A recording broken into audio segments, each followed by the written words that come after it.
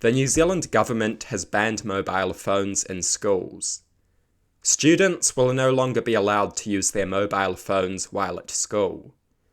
This is an interesting policy. This is an interesting policy because there are decent arguments both for it and against it. The arguments for this policy are obvious. Phones are distracting. Phones can get in the way of face-to-face interaction. Access to phones can encourage antisocial behaviour. Many students have an unhealthy relationship with their phones. On some level, banning phones just makes sense. It removes a distraction and encourages people to socialise.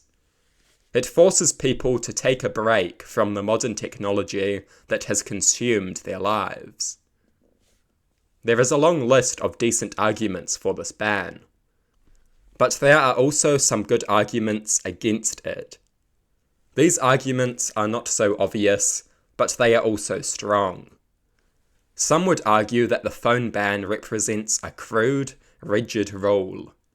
An excessively simplistic rule that ignores the diverse needs and requirements of different learning environments.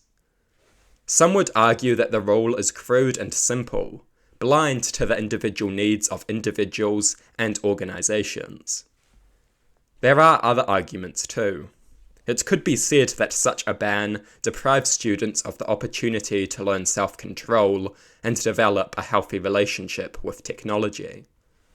Only a few years ago, I was still at school. We were allowed phones, but I exercised self-control and refused to let my phone damage my learning. When you deprive people of the opportunity to make bad decisions, you deprive them of the opportunity to learn self-control and discipline. An opportunity to make a bad decision is also an opportunity to make a good decision. People must be given the opportunity to make the wrong choice because this gives them a chance to develop the self-control that is utterly essential.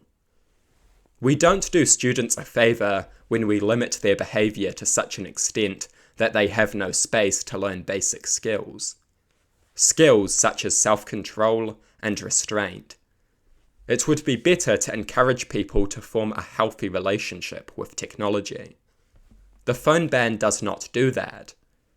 Of course, some would argue that most students cannot wield the necessary self-control.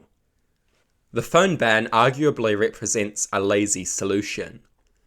We should be encouraging people to interact with technology in healthy ways, rather than just not letting them interact with it at all.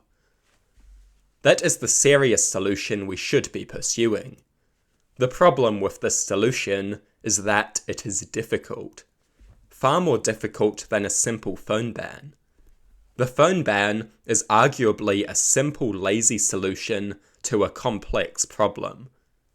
People need to learn to engage with technology in healthy ways. A phone ban will not teach them that. Some people object to the phone ban on the grounds that it is a nanny state policy. People and institutions should be trusted to manage their own affairs. The state should not be sticking its nose into everything. Some people would argue that the state should play a more limited and hands-off role. Some people would argue that the phone ban represents a micromanaging state, a nanny state that intrudes in the personal affairs of individuals and organisations. These are some of the arguments against the phone ban. Opposition to the phone ban should not be characterised as mindless partisan politics. There are good arguments against the phone ban, just as there are good arguments for it. Personally, I do not have a strong view on this policy either way. I don't strongly object to this policy, but I also don't support it. I encourage you to tell me what you think in the comments.